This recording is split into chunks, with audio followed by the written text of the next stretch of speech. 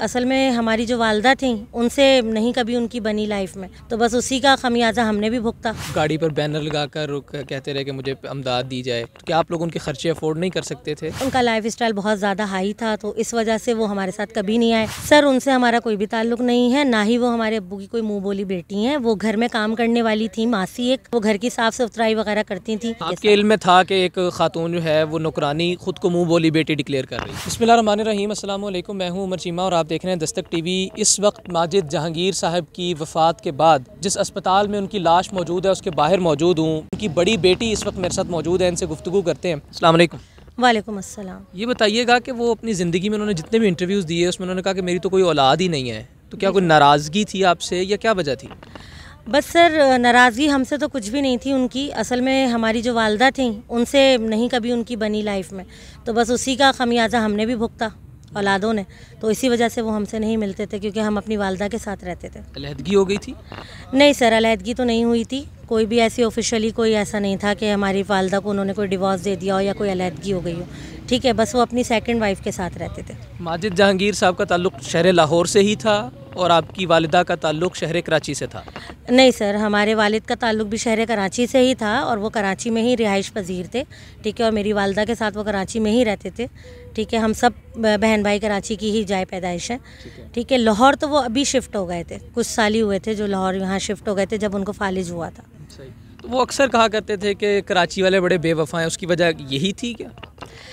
नहीं सर, ऐसी बात नहीं है। मेरे अब्बू को तो खैर सब ने ही मोहब्बत दी, चाहे वो कराची वाले हों या हमारे लाहौर वाले हों।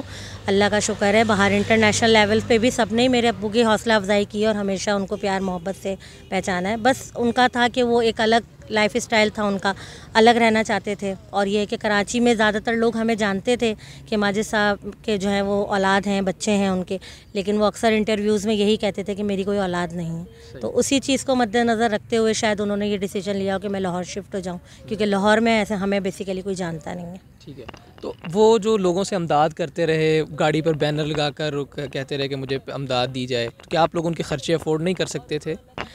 नहीं सर, हम जितनी हमारी बिसात है मेरे भाइयों की और हमारी, तो हम कर सकते थे। और हमने बहुत दफ़ा उनको कहा कि आप हमारे साथ आएँ और आप हमारे साथ रहें, जो हमसे होगा हम करेंगे।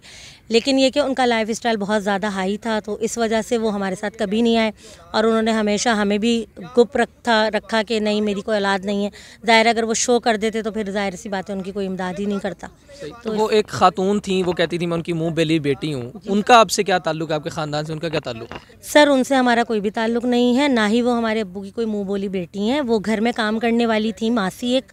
ठीक है, वो घर की साफ सुथराई वगैरह करती थी। तो जाहिर सी बात है जब अब्बू गिर गए थे तो उनके कूल्हे की हड्डी वगैरह टूट गई, तो कोई नहीं था, तो वही थी। तो इस वजह से हॉस्पिटल में वही थी उनके। आपके इल्म में था कि एक खातून जो है वो नौकरानी खुद को मुँह बोली बेटी डिक्लेयर कर रही है? नहीं सर, हमें नहीं बताया गया था। ये बात हमें बाद में पता चली है। हम सायों ने हमें बताया, हमें कॉल करके उन्होंने बताया कि इस तरीके से एक औरत रहती हैं और वो पहले मासी का काम करती थी और अब वो इस तरीके से मीडिया के सामने अपने आप को पेश कर रही हैं। आपका क्या ख्याल है, वो ऐसा क्यों कर रही थी? सर इस बारे में तो मैं कुछ नहीं कह सकती हूँ कि वो ऐसा क्यों कर रही थी। ये तो अल्लाह बेहतर जानता है या वो ख़ुद बेहतर जानती हैं कि वो ऐसा क्यों करना चाहती हैं। जब उनको माजिद साहब को यहाँ पर जगह दे दी गई मलिक रियाज साहब की जानिब से बहरिया टाउन में, तो आपने उनसे, आप बच्चों ने उनसे रब्ता किया कि हम आपके पास शिफ्ट हो जाते हैं, अब आपका लाइफस्टाइल भी मेंटेन रहेगा और हम आपकी खिदमत भी कर सकेंगे? नहीं सर, हमने कभी उनको ये नहीं कहा कि हम आपके पास शिफ्ट हो जाते हैं, क्योंकि हम नहीं लाहौर में शिफ्ट हो सकते थे। तो हमने उनको ये कहा था, हम आए थे 2021 में भी यहाँ आए थे जब मेरे अब्बू यहीं बहरिया में थे और वेंटिलेटर पे थे और मेरे भाई थे उनके साथ। तो हम सब यहाँ आए थे और हम अपने अब्बू के साथ रहे भी 10-15 दिन। और हमने उनको कहा, बहुत हमने कहा कि आप हमारे साथ चलें कराची और हमारे साथ ही रहें और हम वहीं शिफ्ट हो जाएँ, लेकिन वो बाज़िद थे कि नहीं मुझे नहीं जाना और मैं यहीं सही हूँ। कितने अरसे से बीमार हैं, आप लोगों के इल्म में है? और कितने चक्कर लगाए आपने सारे अरसे में जब वो अलील रहे? सर हम यहाँ पे तकरीबन 3-4 दफ़ा आ चुके हैं लाहौर।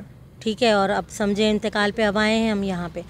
ठीक है, और बीमार तो वो काफ़ी टाइम से ही थे, जब से उनको फालिज हुआ था तो तब से ही वो बीमार थे। कभी उनके साथ कोई मसला हो रहा था, कभी कोई मसला हो रहा था, तो ये सारी वजूहात थी। लेकिन हम जब भी कहते थे कि आप हमारे साथ रहें या हम आपके पास अगर रहना चाहें, तो वो हमें मना कर देते थे कि नहीं मीडिया आता है यहाँ पे, मैं तुम लोग को नहीं पेश कर सकता उनके आगे। तो अभी क्या सिलसिला करने जा रहे हैं आप लोग? जनाजा कराची में होगा, लाहौर में होगा, क्या सिलसिला है? सर हम कराची लेके जाएंगे डेड बॉडी, क्योंकि हम सब बहन भाई वहीं रहते हैं और हमारे भी बच्चे हैं, जाहिर सी बात है, और हमारी वालदा भी हैं, हयात है हमारी वालदा, तो हमारे रिश्तेदार भी हैं, तो इसलिए हम कराची से ही तदफीन करेंगे अपने वालिद की। वालदा कभी नहीं आई यहाँ पर इस सारे अरसे में? नहीं सर, आई थी सन 2021 में वालदा भी आई थी यहाँ पे, और वो भी यहाँ पे रुक कर गई मेरे वालिद के घर में ही, लेकिन ये कि बस साथ नहीं रह सकते दोनों।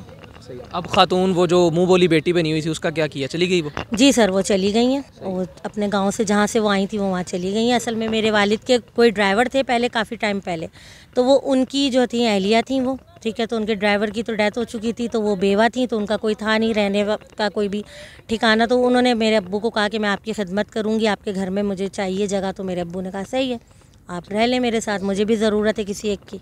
अब उनको आपकी तरफ से भेज दिया गया है, वो खुद ही चली गई हैं? नहीं, हमने भी उनको कह दिया कि देखें अब हमारे वालिद साहब तो रहे नहीं, तो अब आप किन का काम करेंगी, जाहिर सी बात है, तो उन्होंने भी कहा कि ठीक है मैं अपने गांव चली जाऊंगी। उनके भाई वगैरह आए थे, वो उनको ले गए, आज सुबह वो भी जा चुके हैं। ये जो जगह है अब मलिक रियाज साहब की हत्या की हुई, इसके मुतालिक क्या फ़ैसला बहन भाइयों के दरमियान हो रहा है? सर अभी तो हमने इस बारे में कोई बात नहीं की है, जाहिर सी बात है, अभी मेरे बड़े भाई हैं वो अभी कराची में हैं, ठीक है, अभी हम डेड बॉडी लेके वहाँ जाएंगे, पहले तो सबसे पहला काम हमारा तदफीन का है, तो तदफीन वो यहाँ पे क्यों नहीं आ सके? सर जाहिर सी बात है, वहाँ उनको मामलात देखने थे तदफीन के हवाले से भी, और ज़ाहिर है हमारे रिश्तेदार हैं, तो उनके पास भी कोई होना चाहिए, ज़ाहिर है वहाँ पे भी सब अफसोस के लिए आ रहे हैं मेरी वालदा के पास, तो इसलिए भाई वहाँ पे। ठीक है, बहुत शुक्रिया बहन आपका। ख़वातीन हज़रात, दुख की ये घड़ी ऐसी है कि जहाँ पर इस किस्म के सवालात बनते नहीं हैं, होने भी नहीं चाहिए, लेकिन ये इनके कहने पर ये सवालात इसलिए किए गए हैं ताकि बहुत सारे अशकलात माजिद जहांगीर साहब की शख्सियत के हवाले से, उनके बच्चों के हवाले से, उनके ख़ानदान के हवाले से, उनकी शोहरत के हवाले से, जो कि ज़ाहिर है एक शख्स के इस दुनिया से चले जाने के बाद ज़्यादा अहमियत की हामिल हो जाती है कि उसकी शोहरत नेक रहे, तो इन तमाम तर चीज़ों को मद्देनज़र रखते हुए उनकी फ़ैमिली ने, उनकी बेटियों ने, उनके बेटे ने ये ख़ुद से फ़ैसला किया, और उन्होंने कहा कि आप हमारे इंटरव्यूज़ इस अंदाज़ से ले सकते हैं, इस अंदाज़ से हमारे साथ बात कर सकते हैं। अल्लाह रब्बुल इज़्ज़त माजिद जहांगीर साहब जो कि पाकिस्तान के एक लेजेंडरी आर्टिस्ट थे, उनको ग़रीक़ रहमत करे, उनके दर्जात बुलंद करे। मुझे इजाज़त दीजिए, अल्लाह हाफ़िज़।